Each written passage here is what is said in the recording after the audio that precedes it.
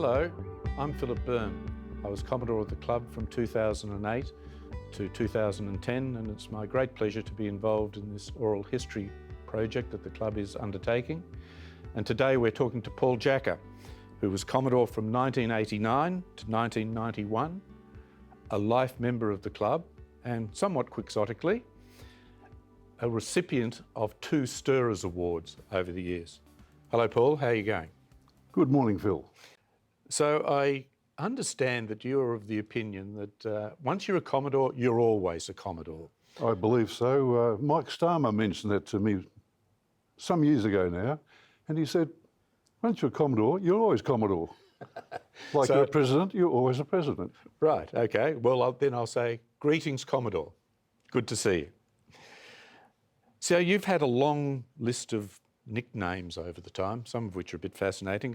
I gather the first one was Long Tack, and I presume that that refers to your height. That got abbreviated to Tack. That got lengthened to Sir Reginald Tackworth Esquire, which then mutated into Reggie. So who gave you all those names? Well, Hendo's the main culprit with all this. Long Tack, obviously, because I'm a bit tall. We were coming back from Tassie one year, and where were we? Deal Island, and going ashore in a rubber duck. Holds about 2 people. Well, we had 6 people in it. Going ashore, Hendo goes, down men, down, you're going to take the beach.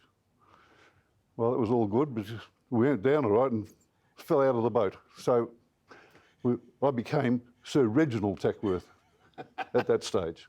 Okay, and then that got later abbreviated. Just to Reggie. Yes. Just to Reggie. So how did you get into sailing? Well, many years ago, my mum and dad bought a house down in Church Street in Beaumaris, and nothing was made. There was a second house, I think, in Church Street. In the winter, it was flooded, so I sailed a box down Church Street. I thought, this is pretty good. But after all that, I really got into golf and got sick of golf and joined Sandy Yacht Club. Right, okay. You joined the club in 1969. Something that I didn't know is you're originally a motorboatie. Well, I was. My dad had a motorboat, so I was using that. Ah, right. And it was costing a bit for him to keep it going. So I said, Dad, there's a boat for sale down here, a Jetta 22. He said, well, son, sell the boat, and I never want to know anything about costs of boats ever again. That's how I got into the Jetta 22. Ah, right, okay. So you joined the club 50 years ago. So give us an insight into what the club was like then, not just in terms of physical facilities, but culture. Well, it was very different to what it is today. I think we only had 500 or 600 members. Motorboaties wouldn't talk to yachties, and yachties didn't talk to motorboaties. Okay. So it was a bit of a surprise to me. You go to the bar, and you sort of shouldn't be there. So when I became sail captain, I thought, well, we've got to change this attitude, and introduced a race called the Wind and Stink. So motorboaties had to do their trials, and the yachties had a race, and they teamed up together. So they had to talk to each other. So that helped in the culture of the club. I think it did anyway. So you purchased the Jetta 22 in 1970, and you initially sailed her out of Black Rock. Why was that? Well, I was sailing out of Sandringham, but Rex Newman, who was our sail captain back in those days, we really had no idea how to sail, so we were always last. And Rex got to say, he said, I'm not going to wait for you anymore. And I met up with Hendo out in the tower on the breakwater. Met up with Hendo at Port Arlington, and Hendo said, come and sail with us at Black Rock. So I sailed down from Sandy and raced there. Yeah. Very interesting. So you then purchased Nina, a Swanson 27, and you did a Devonport race in it. That's pretty ambitious in a 27-footer. Well, I did. Keith Nayland was also sailing at Black Rock, and Keith said, I'm selling the boat. And I said, well, I'm interested. Bought the boat, and hence did all the sort of racing in Bass Strait, and decided to do a Devonport. The boat's too small for Devonport. So navigation in those days is vastly different to what it is today. Yeah, certainly is. Talk about that. Started doing Sydney Hobarts in Maloka, which I purchased a bit later. And I've still got the walker log that we used to trail at out of the stern of the boat to work out how far we'd gone. And John Guinea was our navigator, brilliant man. And he was using a sextant. Yeah, So, wow. So you had a real navigator. Early on board. days. Yeah, Early days. yeah, wow. You had a succession of keel boats: Maloka, Sagacious, first Musketeer, then Musketeer, then Conquest. Talk about the various boats and why you moved into a particular boat. We did pretty well with Maloka. We won a few club championships here. Sagacious came up for sale up in Queensland, and decided I'd go a bit bigger. So a group of us went up, picked the boat up, Hendo, Graham Coots, Tony Monaghan, and we sailed. We got back from Brisbane to Sydney in 2.5 days, which was pretty quick. That's pretty quick. Yeah. Yeah, we had time to do 2 roast dinners on the way back. I was going to be. It would have been somewhat of a journey in those days with Well, that 50 group. knots up our tail. Oh right, okay, but still 2 roast dinners. Yep, That's 2 roast pretty good. dinners. Not bad at all. So you did 3 Sydney Hobarts in Maloka. Tell us some highlights of your time in that boat. Maloka was, we were nearly successful in 81. We got to going around going up Storm Bay, and we ran out of wind about half a mile from the finishing line. Dropped the anchor for, I think, about 3.5 hours. We could see the finishing line, but everybody has these stories. Yes, it's pretty common one, running out of wind in the. We eventually finished, and an SNS 34 with a mast about 6 inches shorter than us came in an hour after us and came second. Right. So between Timmy Crisp and Hendo and myself, we sat in the gutter in Constitution dock area with a slab of beer. Commiserating. So here's a photo. Can you remember what year this would have been? If it's the finish of a Sydney Hobart? That'll be on Sagacious. Even Mark Welsh is in there. Wow, He's, current Vice Commodore. Vice Commodore. And I think I've got a moustache as well.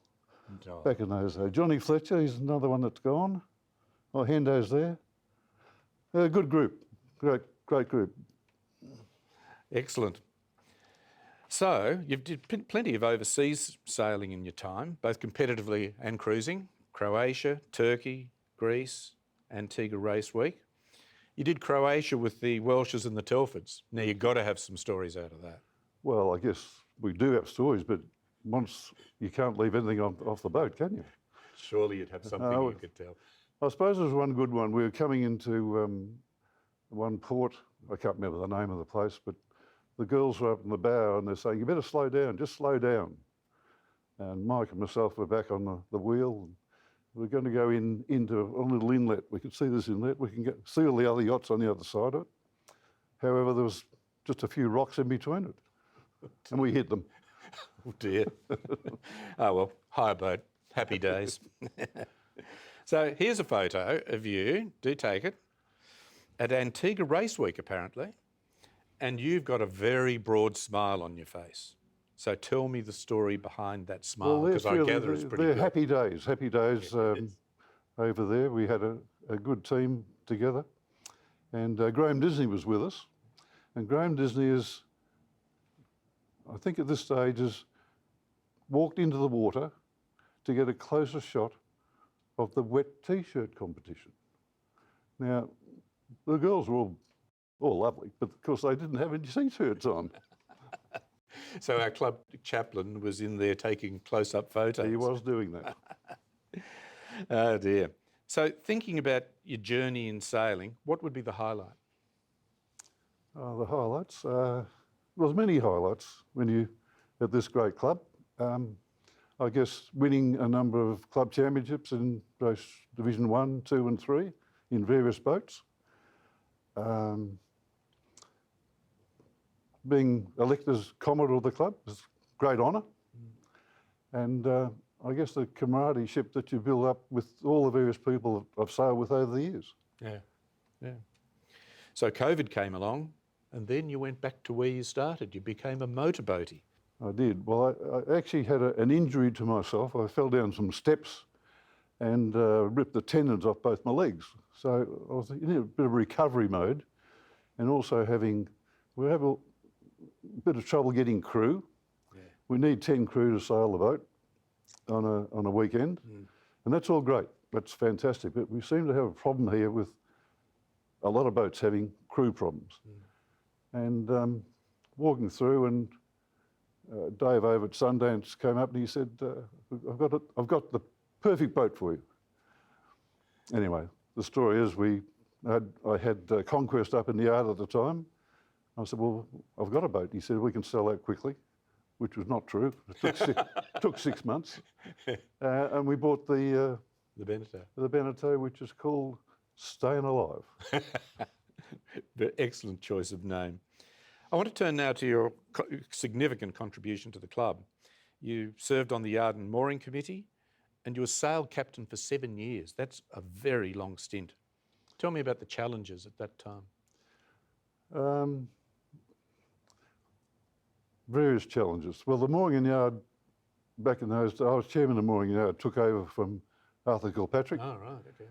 And back then, I knew every boat in the pen. You could walk around and say, well, he hasn't used his boat. He doesn't know what. We try and move boats out. We actually had one instance where we put some fishing line behind one of the boats out there.